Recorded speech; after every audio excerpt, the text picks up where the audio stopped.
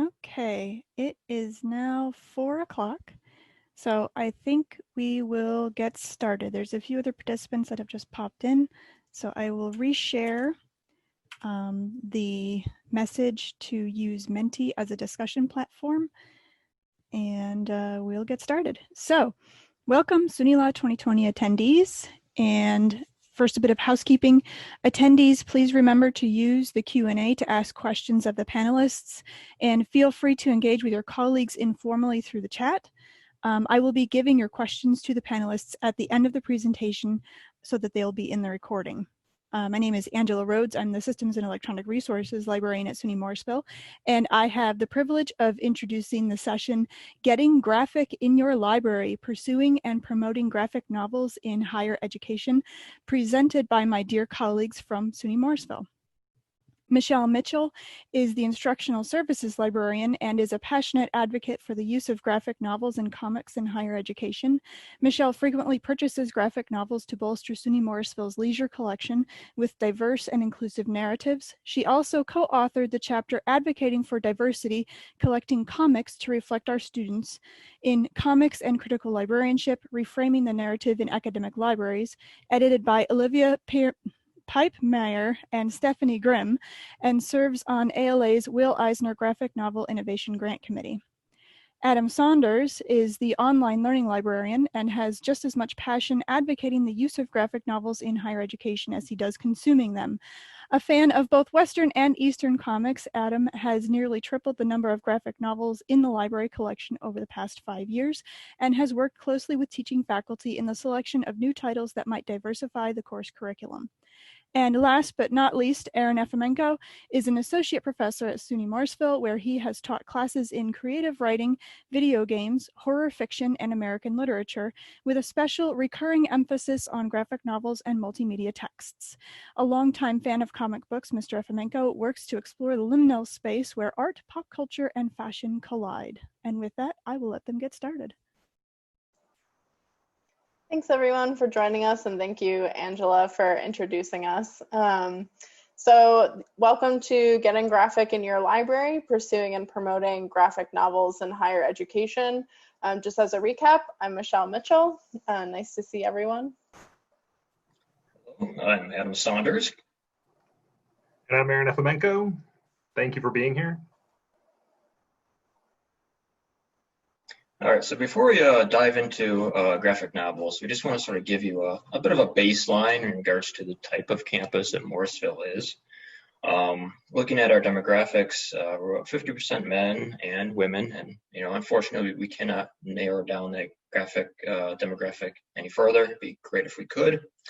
About 60% white, with 20% African American and 7.4% Hispanic. And in terms of our campus diversity, we're interestingly one of the more diverse campuses in the SUNY system, just percentage-wise. Interesting statistic considering we are a very rural campus and small campus.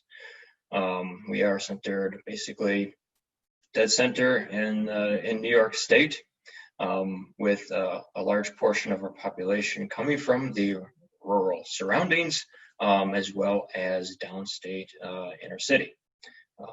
We are an ag and tech campus with very little emphasis on liberal arts education. And a lot of this diversity and the emphasis on liberal arts is going to play a lot into our collection development and how we use and promote graphic novels on campus.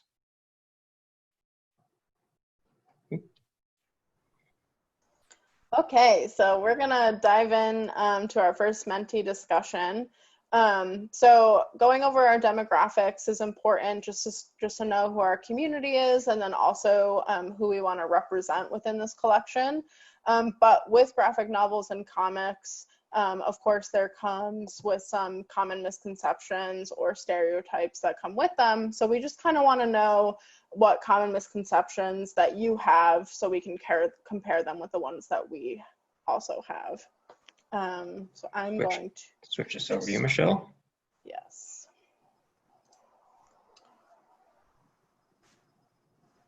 All right, so I'm going to present. So as I saw that Angela put in the chat, just go to www.mentee.com, and then you are going to be prompted to put in a code, and it's 917358. And as your words get inputted in, we should be able to see it real time on this screen.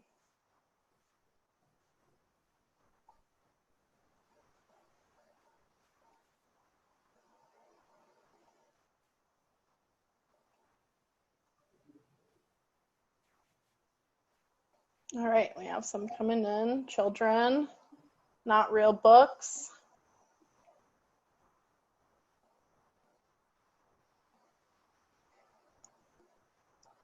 Superheroes, racist, unserious, non-academic. Here are some that we didn't even think of. Not intellectual. So a lot of what I'm seeing is non-academic and juvenile. I'll let it load a little bit more before we move on.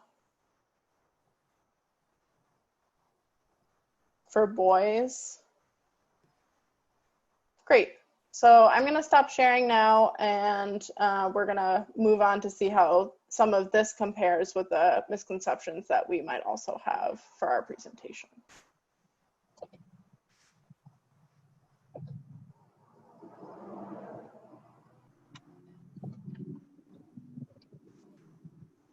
Okay, so some of our misconceptions align with the ones that you put in our word cloud, which are only children read comics, so juvenile, only for children. Comics are for boys, that popped up a lot. People who read comics are nerds, losers, dorks, and honestly, if that's the biggest misconception that people have, let your dork flag fly, you know. No educational or cultural value, which was definitely said a lot, was saying non-academic and not intellectual, and only portrays superhero and or action narratives, which I think is a huge misconception of graphic novels, because as we'll see in the next couple of slides, they definitely have moved beyond just the superhero action narrative. So thank you for your contributions to that word cloud. So really quickly, we're just going to take a look at what we could call, I guess, the classic depiction of comics, or the dictionary definition of what comics are. And a lot of these, you know, do mirror some of those misconceptions that were just put down. And a lot of these early comics were written for boys, you know, surrounding the superhero narrative. You know, the classic depictions from artist Bob Kane from Detective Comics, and Jack Kirby, who wrote a lot of the Marvel, illustrated a lot of the Marvel material. You know, showcase these very these depictions of, you know, square jaws, the perfect physiques. You know, the Superman, and yes, a lot of these comics were for boys. But like we mentioned, this has certainly changed. Yeah, so somewhere in the 80s and 90s, which is when I was growing up and first encountering comics, you notice that there's this massive shift in the way that comic books are written and comic books are illustrated and graphic novels are collected, and they actually become part of this this new way of tackling fairly complex, sophisticated ideas about what it means to be a superhero, what it means to just be a human, to explore the human experience. And so you'll see reflected, and we have a couple of pages to flip through here, you'll see that the art is sometimes incredibly intense. Like on the left, that's Dave McKean's depiction of the Joker in Arkham Asylum. You'll see that a lot of the conventions of the stereotype of the graphic novel is starting to be challenged, and that's been pretty common actually from about the 80s and 90s up until today. And so we find that comic books are being written and graphic novels are being collected for more mature audiences. They're dealing with more mature concepts, and they're really tackling far more difficult issues that aren't so easily pegged on a black and white morality scale. So I don't know if you want to add any more here, Adam, or show them some of the other pages. Yeah, so on the right we have Habibi from author and artist Craig Thompson, who also wrote Blankets. And he writes a lot of material in regards to relationships, very complicated relationships. And a lot of his illustrations, he does these full page and double page spreads of very intricate artwork, things like in Blankets that deal with relationships. The penmanship really showcases sort of the flow of emotions. It's really amazing work. So we'll flip through a few of these other pages just to showcase the diversity and representations of cultures, genders, sexuality, race. Yeah, you notice the narratives are actually shifting away from the traditional handsome, muscular white male storylines that had been popularized, especially in the middle of the 20th century. And you've got non-superheroes who are the subjects of the stories, and particularly non-white, non-male protagonists as well. So there's this complex diversity of topics and issues and settings and characters that are far more evolved than they had been previously. Yeah, and I would just like to add that it's important to include those narratives so that since our student bodies are made of so many different types of students and types of individuals, that it's good for them to see themselves in those actual stories that we're providing to them in the library. So we've kind of been throwing around graphic novel and comic throughout our presentation, and we just kind of want to distinguish what a graphic novel actually is. So we pulled the formal dictionary definition from the Oxford English Dictionary, and they say that a graphic novel is a full-length story published as a book in comic strip format, which is primarily within science fiction or fantasy. And so we kind of were like, oh, really? We're not too sure that that's convincing enough for us. So we decided to give our own definition just to zhuzh it up a little bit. And we think it's more of a visual and textual media that works together in a book format that can either be a collection or solo work. They are provided in series sometimes, but they're most often a self-contained story. So they run astray from traditional narratives and then can move forward into experimental works. So it's not just your normal fantasy narrative that happens. There's a lot more play because we have the visuals with it as well. So it goes through a bunch of different themes, genres, and topics too.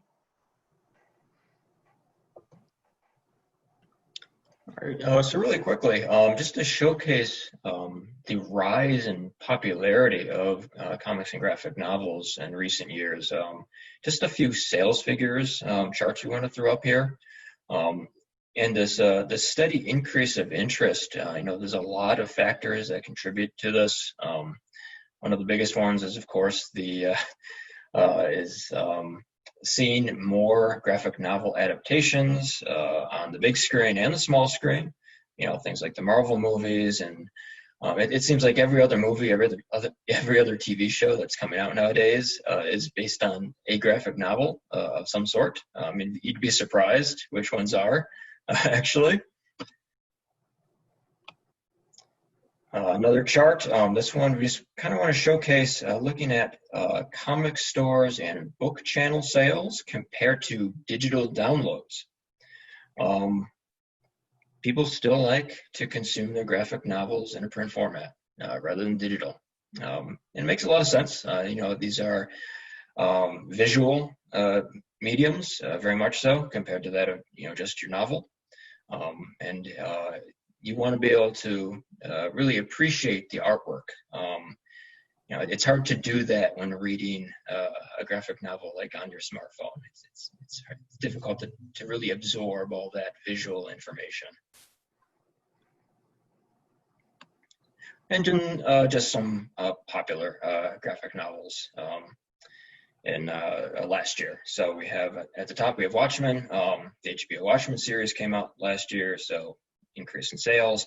And you'll see a lot of these do have tie-ins with, again, big screen and small screen adaptations.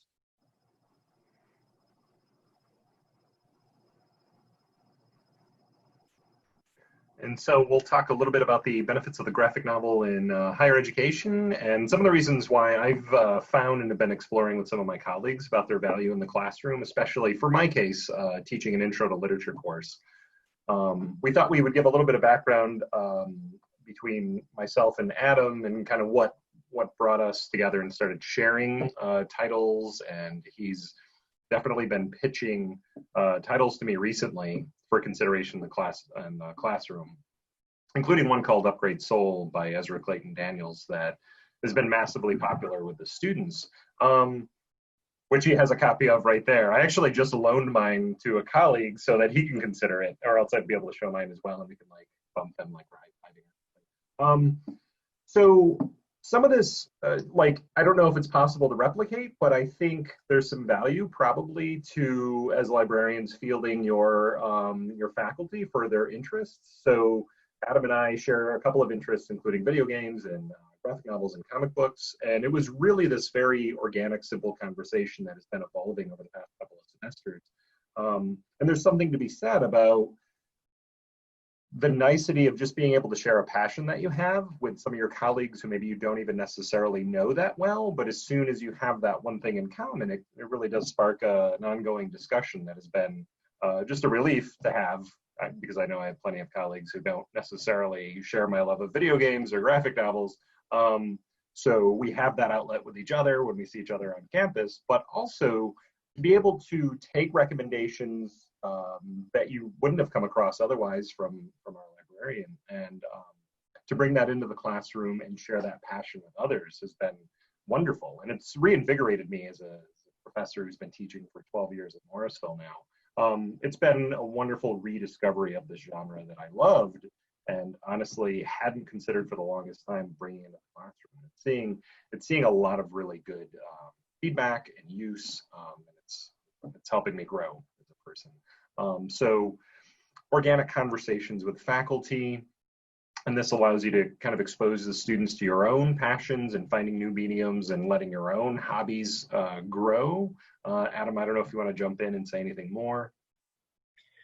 Yeah, I think, one of the biggest takeaways here is, just get out there and build those connections and start those dialogues. And Michelle said earlier, don't be afraid to flaunt that inner nerd.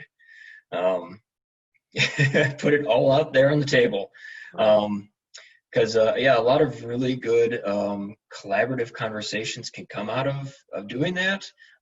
You can seize these opportunities to work with faculty and really break down those silos. Be open-minded about this stuff. And one thing we do want to mention is these strategies. Not every idea is going to be a great one. There will be some flops.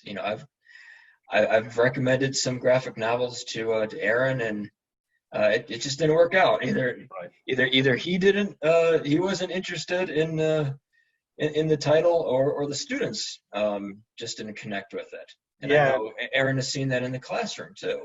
Yeah, it's taken me a couple of semesters to find some titles that I think are worth using, and I've used repeatedly now, but some books I've taken to the class that I was really excited about that meant a lot to me, but you can't always necessarily convey that to students who might be fitful learners or first-generation students or reluctant readers who maybe are intimidated by the look of comic books.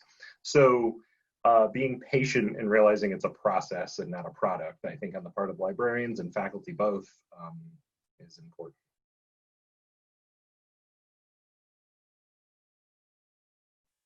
So we just have a couple of points here to make about their use in the classroom and maybe the selling point of them as you're bringing them into your collection.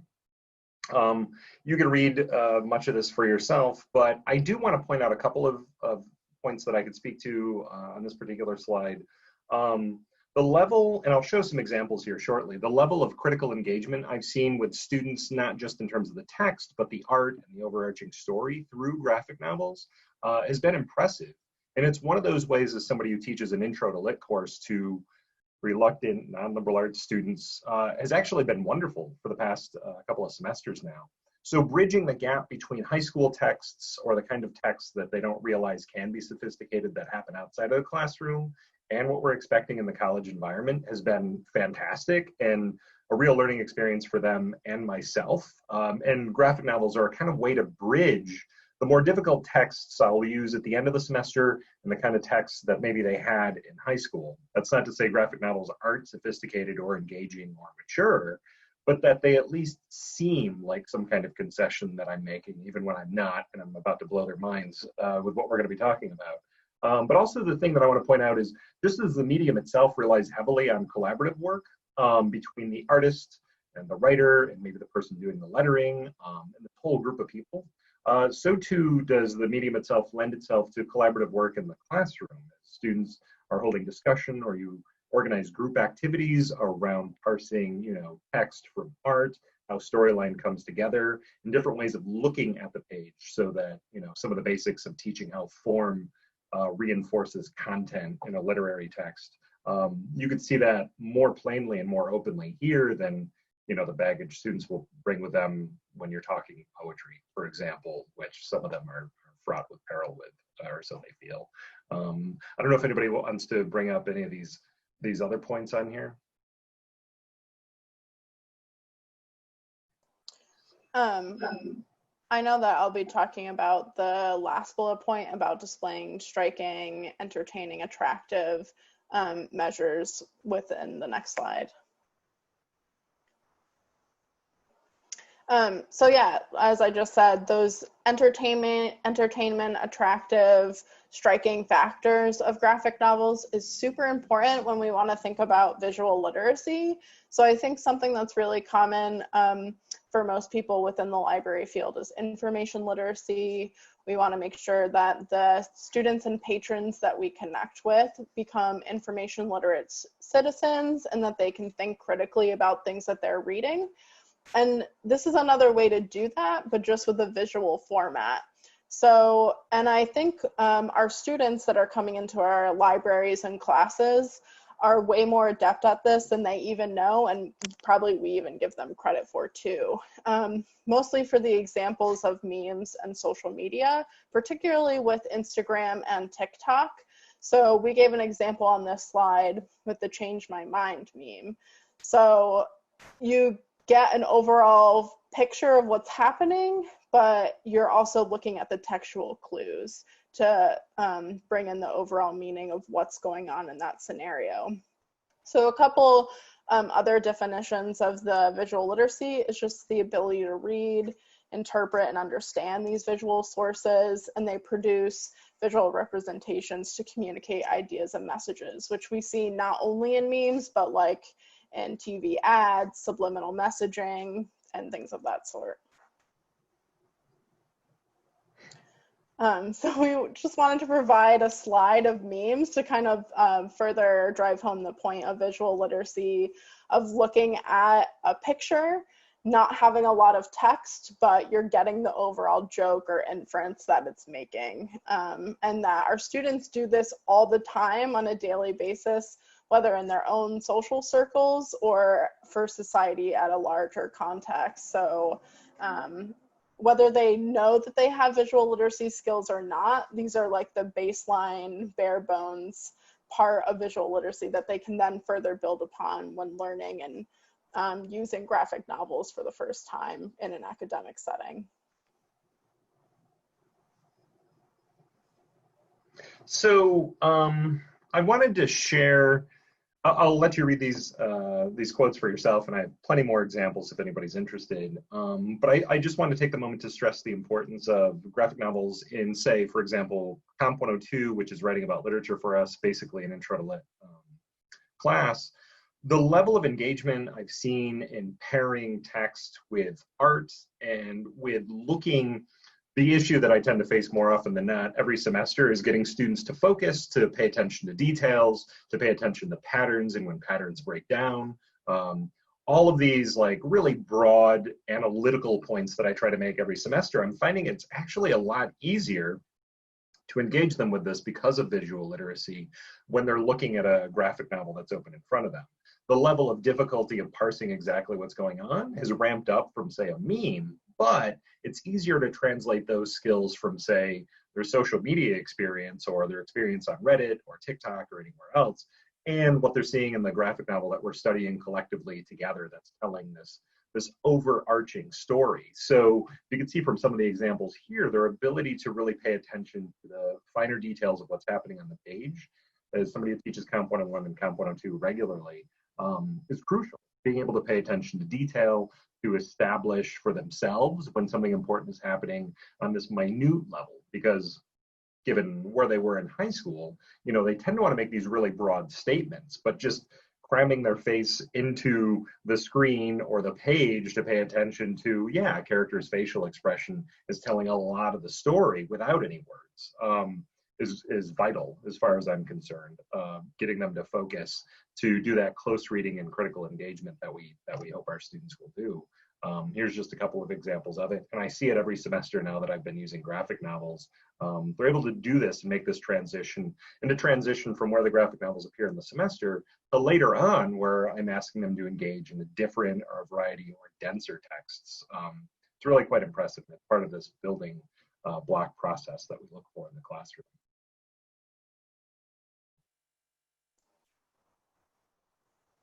Okay, so we're going to move on to our next mentee discussion. We may not have enough time to fully go over all of the responses that you give, but I thought it'd be great.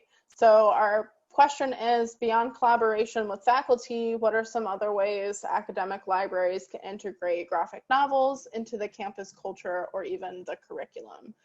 So it's the same link as last time. The same code. I'm gonna share my screen. Angela just put it in the chat. Thanks so much. And we'll see what you have to say. I see some responses already, which is great.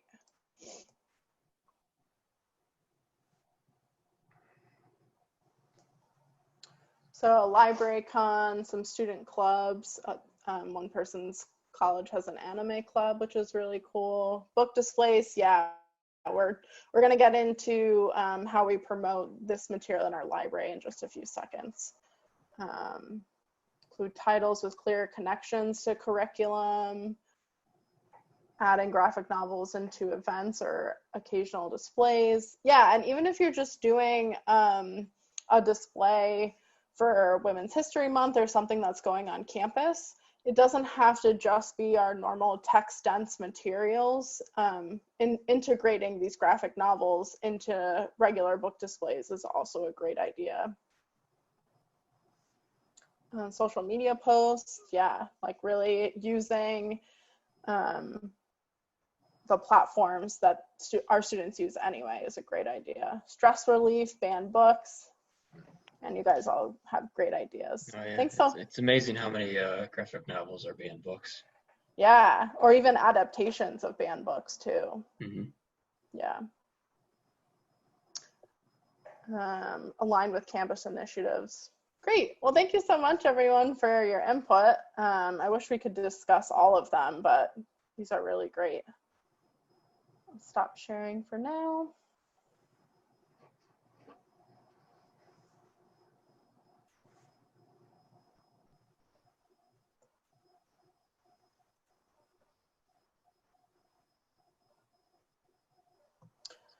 Okay, so now we're going to go into the library focus part of this presentation with collection development and circulation. So I think a main concern for most librarians is funding and budgetary concerns. So we wanted to do a slide on how to prioritize portions of your budget and then also some grant opportunities that are out there. So making justifications for graphic novels is going to be really important if you're just starting up a collection. So using your faculty and student advocates, knowing your community, making sure that they have a voice in starting up this collection, because I think having people to back up this initiative is way better than just a collective agreement of something that you want to start within the library. So I think having student input, saying how they think it would benefit them, and same thing with faculty. I know a lot of it will come from literature faculty, but there are graphic novels even for science fields that help nursing students or even biology students visualize science and human anatomy in a different way. So there are many benefits of a graphic novel collection. Just use the information that you get from your community to either to advocate either to your library director or other upper administration if you need to do so. For us personally at SUNY Morrisville, we are lucky to have the Sheila Johnson grant, which is something that the whole institution benefits from, but the library does get a portion of it. And we take that grant money to put toward our leisure collection, which is called our Sheila Johnson collection. And we make the conscious choice of purchasing graphic novels and some manga to incorporate in leisure too. So if you do have some leeway in your already book fund or item lines, maybe you can discuss about using some of that, particularly for graphic novels. In our additional reading, which we'll show at the end, I gave some resources for how to create justifications. And also grants are super useful. They are highly competitive, but they are available for this type of collection, particularly the Will Eisner Graphic Novel Grant. It's hosted through ALA's Graphic Novel and Comic Roundtable section. I have served on the Innovation Grant Committee, and I've also applied for it. So if you have any questions in regards to those grants as a whole, you can. The cycle for 2020 has closed, but in October 2020, you can start applying for 2021. And again, that will be linked in our additional reading. And it's about a $4,000 award to start up a collection. And also there's the Penguin Random House Library Award for Innovation. It's not specific to graphic novels, but they do have graphic novels through their publisher.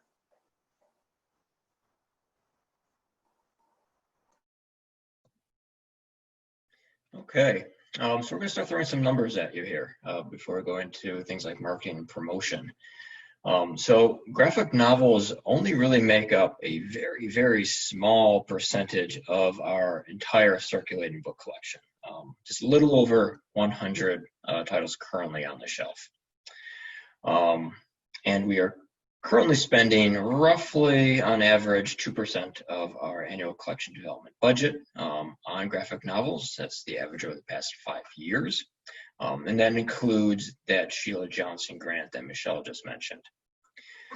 So the interesting thing is that even though that graphic novels do make up such a small percentage of our collection, we really have some really impressive circulation statistics. 30% of our graphic novels circulate at least once a year. This doesn't include in-house use at all.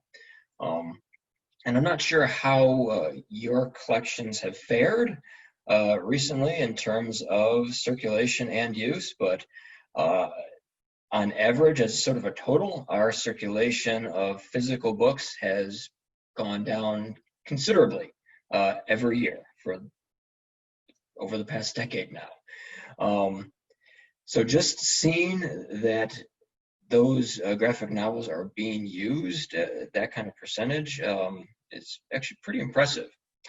Even more impressive is that for our hot titles for 2018 and 2019, so these are the top 50 or 60 high circulating books in our collection, 20% of those were graphic novels that year. That's up from 12% from the previous year. So this is content that students are reading, students enjoy.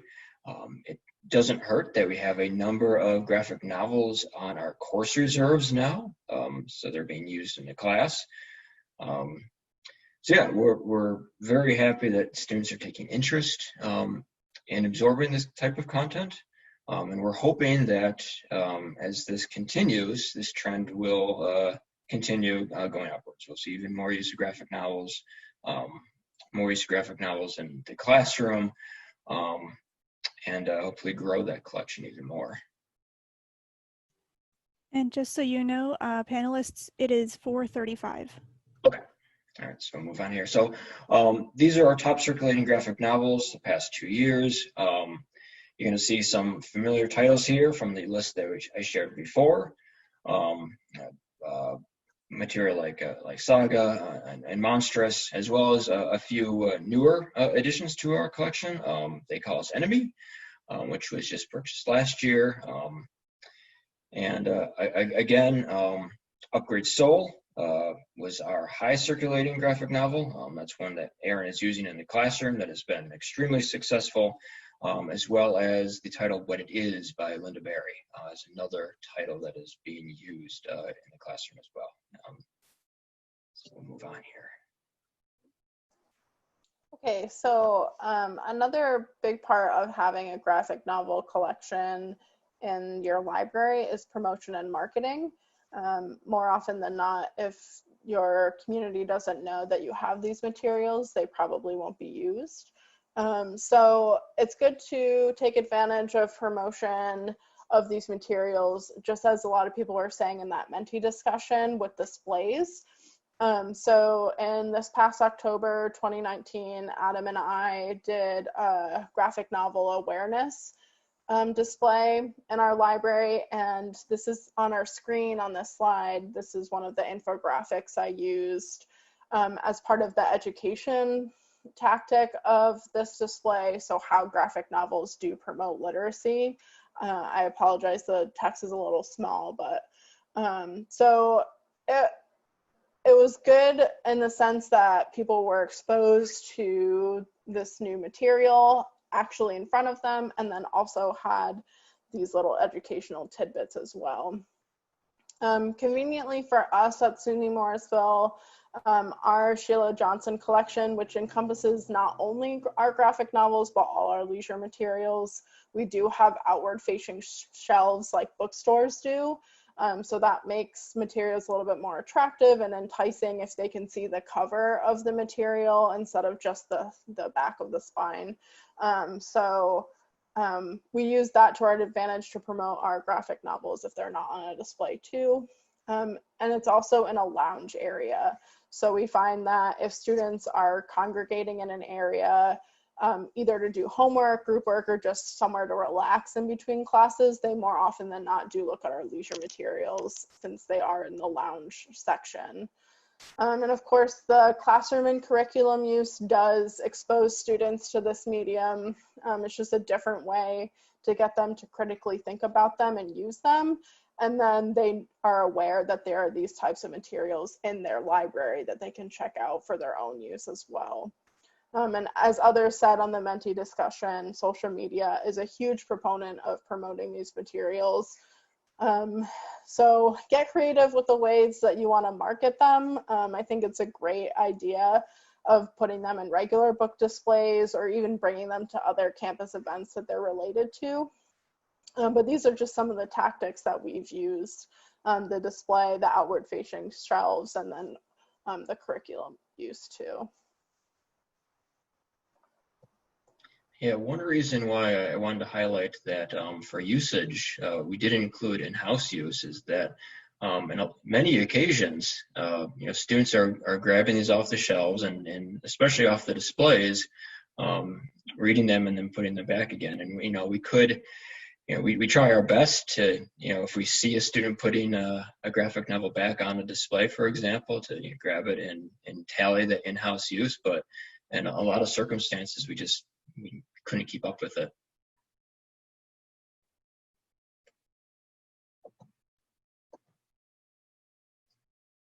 So I thought it would be important to, or relevant to, share something, just another couple of examples. At the end of the semester with my Comp 102 students, I give them a brief period. There's an assignment where they can kind of review the course and they can talk about the texts that we've used. I give them the whole list of all of our readings throughout the semester, and then I ask them to just kind of weigh in, and I say, at a minimum, what are, like, say, a minimum 3 readings that you would have me get rid of in favor of something else, and which 3 readings do you think I should keep?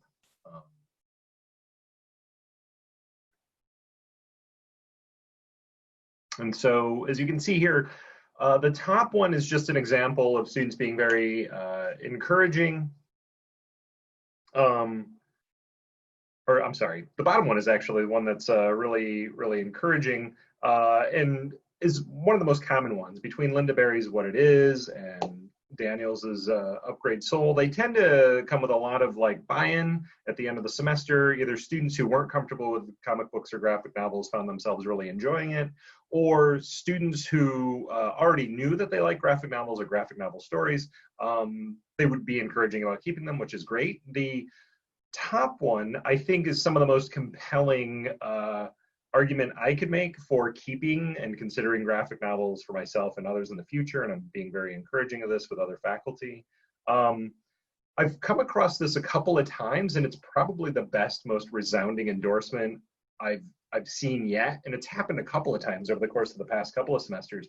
I'll have students say, I didn't like graphic novels to begin with, or I was uncomfortable with them, and I actually still don't like them. But you need to keep this as part of the curriculum, which is mind-blowing because a lot of the response that I tend to get, especially with freshman students, is like, if they don't like something, they want me to get rid of it. But here we've got this more complicated, more thoughtful, more nuanced answer of, I didn't like this text, but they'll say things like, I like the discussion that it generated. I like learning about art paired with text. And I valued the input of my classmates that I was seeing, or it made me just ask questions of myself and say what it is to be human, like with Upgrade Soul, that we didn't actually encounter any other way in the course. And it's so with those students in mind that I feel very encouraged. You can dislike something, but also still find value in it. And so I just thought I would share that as kind of my final argument for considering them and promoting them for use in the classroom. Yeah, sort of to continue that, it was interesting. I actually had a conversation today with another one of our humanities faculty who uses Dark Phoenix in the classroom, and we got talking about that. And he had one student who disliked the use of graphic novels in the classroom for the reasons being that they didn't appreciate that the art and the visuals were already set for you. They preferred using their mind's eye to visualize that context. So I thought that was really interesting. Yeah, there's a level of engagement to teaching graphic novels where even if they're not fully appreciated or liked in the classroom, it at least has students thinking about the material and the concepts in different ways. And it's been a fantastic ride so far, honestly. Well, thank you for listening to us, and hopefully it was beneficial and educational for you. Do you have any questions? We do have one question that's already in the Q&A from Andrea True. Do you have a list of recommended graphic novels for starting a collection? Would love to hear more about those geared at nursing and science. Yeah, so I know that you can't click on the link right now. I'll put it in the chat. But within our additional reading, further reading Google Doc, we do recommend some graphic novels that are either popular in our collection now, or just ones that we really like that we'd like to recommend to you, as well as publishers to pay attention to that are specifically minority focused and or owned by a person of color. There aren't any specifically on that list about nursing or science, but I know you, Andrea, so I can send you some that I know about, and I can also add them to this list too after the presentation. I will just chime in and say I can't think of many off the top of my head, but I think some of the appeal at an ag and tech college like our own of something like Upgrade Soul, if you're not familiar with it, is worth checking out. It does deal with science, it deals with cloning, and it deals with the the ethics of broader considerations like that when it comes to science. And it's also probably one of the most beautiful, loving depictions of like the elderly and infirm as like the main protagonists. So if we're talking about counter superhero narratives, it does a lot of stuff at once, which I think is why it's become so popular with my students. So I could recommend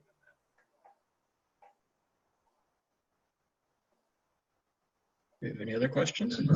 Not yet. So yep, feel free to post questions in the Q&A. I'll just kind of keep an eye on chat too, see about the discussion. I think this picture is making me realize that I do look a little like Chevy Chase, and I'm sorry. It's making me realize that I have a lot more hair now. I do notice in the chat, I think Grace, I can't see the full name, but she made a point about that she has a lot of ESL and ELL students at her institution, and that graphic novels are helpful for learning a new language, and definitely. Absolutely. Yeah, I think that's totally appropriate and such a good comment to make for international students especially, or even first generation students that may come into your institution too. And as we mentioned earlier on in the presentation, it's really good to be exposed to different cultural and social experiences through these narratives. So that's a great point. Thanks, Grace. Mm-hmm. Madeline Ruggiero says, what graphic novel would you recommend that represent brown and black people? Ooh. A lot of good ones there. Upgrade Soul. Like I said, it does a lot. Both of the protagonists and secondary characters are people of color. It's a pretty broad spectrum. Yeah, I don't know if you could see Adam holding up a graphic novel, but March. Book 1. Historical context. Yeah, that is listed on our graphic novel Google Doc. I would also say I Am Alfonso Jones. That one is particularly good with talking about gun violence, and I believe police brutality is also within that narrative. So that's particularly current for our country's environment right now. Go ahead. I was just going to say, also, it's on the document already, and the name of the author escapes me because I'm just generally terrible with names. But there's a graphic novel called Infidel, which Adam passed my way a couple of semesters ago, and that actually met with really good success in the classroom as well. It's a fantastic narrative. It is a horror narrative. There is a possession, haunting element to it, and as somebody who really loves horror, sometimes you have to be selective with the kind of genre you're sharing with the classroom in terms of whether it'll go well with it or not. But if you are looking for like post 9/11 hysteria and a graphic novel that explores it really well and intelligently, I would recommend checking that out. Carly Spina in the chat says that the BC ALA and the ALA graphic novels Comics Roundtable created a Black Lives Matter reading list. That link was put into the chat. Yep, it's also in our further reading document too. It's the first one listed under graphic novels. Thank you for pointing that out.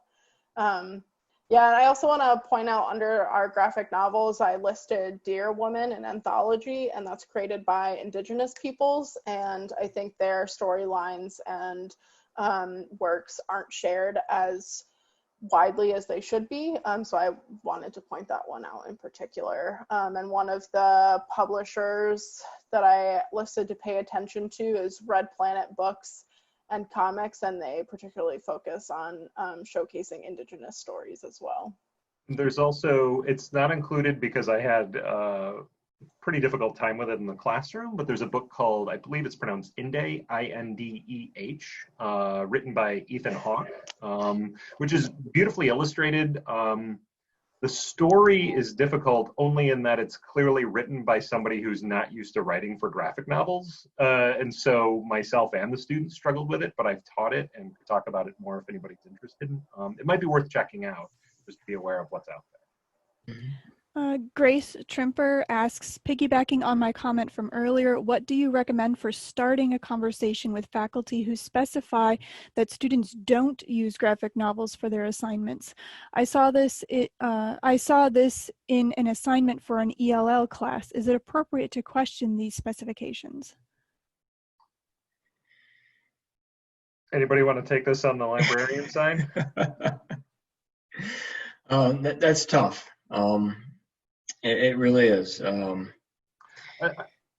think one of our big takeaways is that collaboration it won't always be successful, and that you will definitely run into circumstances where there are faculty who put their foot down and they won't budge in terms of switching or I'll say updating their curriculum. And I know it's very, very frustrating. But having maybe a more informal relationship with the faculty who are so firm can maybe help. They might, depending on who the faculty is, I'm pretty liberal in terms of what I'm willing to consider a text, I guess, and what I'm willing to look at in a literature classroom. But I think having a sense of who the faculty are, where they're coming from, what their training is, what their background is, and whether or not they'd be willing to, is that wall concrete or is it a bit more porous and something that could be pushed against? That's probably something to figure out on a one-on-one basis, but it can only really begin by just reaching out and having informal conversations with faculty. Yeah. You could also send them to me and I'll just convince them. Search around and see if you can have conversations with a different faculty member in the department. One thing that Aron and I are seeing is sort of a trickle down effect. Where the success of graphic novels, it's being vocalized, and more faculty now are willing to try it out. Right. Sometimes the students are the best teachers in this regard in terms of what material is going to work and what's going to appeal to them. So if you have other faculty who are already trying it out or who will, and you could take this to the person who's resistant, that might be one of the best arguments. Is it's effective with the students, and not only do we have glowing reviews of it, but here are some examples of what they're capable of. I mean, that's a lot to convince me, and I was already on board. Maria Rios asks, what graphic novels would you recommend for Brown and Black Joy Happiness? I mean, I can only think of Bingo Love. Bingo Love is it's adorable. Excellent. Yes. Yeah, I highly recommend that one. I'm trying to think of other ones that Carly just said Hot Comb. I personally have not read that one yet, but I've heard that's a great narrative for that theme, Black Joy, Black Happiness. So I highly recommend that. I'm sorry. Oh, go for it. Oh no, I was just going to recuse myself from the question just because all of my texts tend to be pretty dark in general, in terms of the content that I'm looking at, in terms of the conflict of the storylines, in terms of, I've been criticized for being a pretty bleak person when it comes to inflicting my readings on students, unfortunately, which I'm trying to amend, but it's a battle. It's an ongoing battle.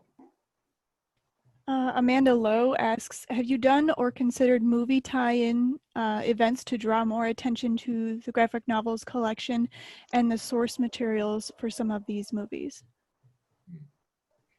I would totally be open to that. I don't think Adam and I have talked about that formally, but I think, in the wake of the post-apocalypse, when we return in whatever form we're going to in the fall, I would be totally open to do that. I think intertextual discussions between graphic novels and film is something that is, as yet, as I'm aware, at our college, kind of unexplored, unfortunately. And it would be fantastic to be able to do that with the classroom and also to get some of our more creative clubs involved. Yeah, one thing I was going to mention is our SGO, our student government organization, they often have recent motion pictures that they show on campus. I think it'd be an interesting opportunity to work with them, possibly in the future. If you know, just because I know budget is an issue, being able to get the rights to show that content in a large scale setting. So I think working with them, if they are going to have a showing in the future of a motion picture that has some sort of graphic novel tie-in to collaborate, I think that definitely work. We are pretty much at 4:55 right now, and I know that we have the social hour coming up. I don't see any new questions in the Q&A. A lot of good chatter though in the chat, sharing book titles and things like that. So yeah, and if for the host, I think has capability of this, if we could save the chat so that it goes along with the presentation, that would be great. Yeah, there's some really good ideas. Thank you. Well, if there's no other questions, thank you so much for everyone who participated and attended our presentation. We really appreciate all your input and ideas. They were so great, and I can't wait to put them forth at SUNY Morrisville too. As always, if you guys have any questions for one of us or all three of us, our contact information is on the screen. And I hope to hear from some of you. If not, have a great rest of your SUNYLA. Thank you, everyone. Yep. Have a good SUNYLA, everybody.